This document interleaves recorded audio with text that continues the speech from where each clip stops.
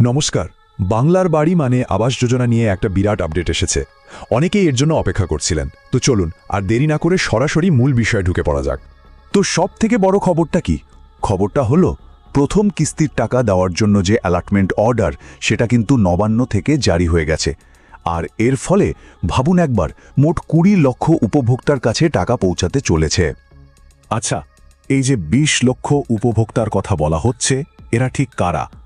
চলুন এই সংখ্যাটাকে একটু ভেঙে দেখা যাক।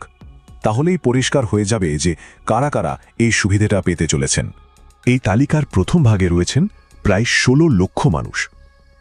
এরা কিন্তু আগে থেকেই এই প্রকল্পের যে অফিসিয়াল ওয়েটিং লিস্ট, মানে অপেক্ষামান তালিকা, সেখানে ছিলেন। কিন্তু গল্পটা এখানেই শেষ হচ্ছে না। রাজ্য সরকার কিন্তু আরও বেশ কিছু মানুষকে এই প্রকল্পের আওতায় নিয়ে আসার একটা বড় সিদ্ধান্ত নিয়েছে। হ্যাঁ, আরও ৪ লক্ষ নতুন আবেদনকারীকে এই তালিকায় যোগ করা হচ্ছে। এরা সরাসরি মুখ্যমন্ত্রীর হেল্পলাইনের মাধ্যমে আবেদন করেছিলেন। তো আগের ১৬ লক্ষ আর এই ৪ লক্ষ মিলিয়েই মোট ২০ লক্ষ হচ্ছে। এই যে টাকাটা দেওয়া হচ্ছে, এটা হলো প্রথম কিস্তির টাকা। প্রত্যেক উপভোক্তা পাবেন ৬০,০০০ টাকা করে। এই টাকাটা দিয়ে অন্তত বাড়ির কাজটা শুরু করা যাবে। মোট তো ১,২০,০০০ টাকা পাওয়ার কথা, যেটা দুটো কিস্তিতে দেওয়া হবে। আর এই অ্যালটমেন্ট অর্ডারটা কিন্তু পশ্চিমবঙ্গের প্রায় সব বড় বড় জেলার ব্লক অফিসেই পাঠিয়ে দেওয়া হয়েছে। মানে বাঁকুড়া, উত্তর দিনাজপুর থেকে শুরু করে দক্ষিণ ২৪ পরগনা, মেদিনীপুর, দার্জিলিং, নদিয়া, প্রায় সব জেলাই এর আওতায় রয়েছে। একটা প্রশ্ন অনেকের মনেই আসছে, কথা তো ছিল জানুয়ারির প্রথম বা দ্বিতীয় সপ্তাহেই টাকাটা দেয়া হবে। তাহলে হঠাৎ করে এত দেরি কেন হলো? কি এমন ঘটল? আসলে দেরির কারণটা হলো একটা নতুন প্রশাসনিক প্রক্রিয়া। দেখুন, মুখ্যমন্ত্রীর হেল্পলাইনে প্রায় ১৫ লক্ষ আবেদন জমা পড়েছিল। সেখান থেকে ৪ লক্ষ আবেদনকারীকে বেছে নেওয়া হয়। এখন তাদের সবার যোগ্যতা তো ভালো করে যাচাই করতে হবে, তাই না? তারপর তাদের জন্য অতিরিক্ত যে ফান্ড লাগবে, সেটার জন্য ফাইল যায় অর্থ দপ্তরে। সেখান থেকে চূড়ান্ত অনুমোদন আসতে যেটুকু সময় লেগেছে, দেরিটা মূলত সে কারণে। এই টাকা দেওয়ার বিষয়টা ঠিক কতটা গুরুত্বপূর্ণ সেটা বুঝতে হলে বাংলার বাড়ি প্রকল্পের প্রেক্ষাপটটা একটু জেনে রাখা দরকার।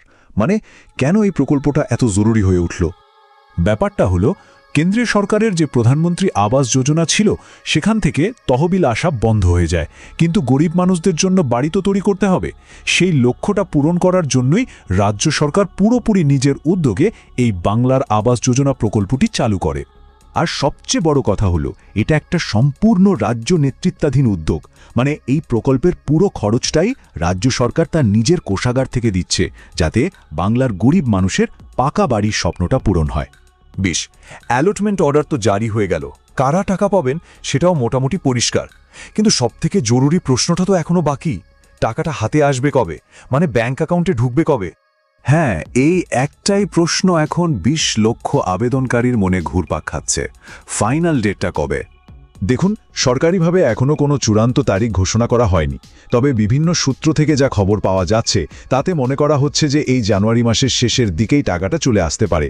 আর শোনা যাচ্ছে মাননীয় মুখ্যমন্ত্রী নিজে এই টাকা পাঠানোর প্রক্রিয়াটা শুরু করবেন। আর হ্যাঁ, যারা এখনও আবেদন করেননি বা করতে চান, তাদের জন্য কিন্তু রাস্তা খোলা আছে। মুখ্যমন্ত্রীর যে হেল্পলাইন নম্বর আছে, সেখানে ফোন করে এখনও আবেদন করা যাবে। সব শেষে একটা খুব ইন্টারেস্টিং প্রশ্ন কিন্তু উঠছে। এই যে টাকাটা দেওয়া হচ্ছে, এর সময়ের সাথে কি আসন্ন নির্বাচনের কোনো সম্পর্ক আছে?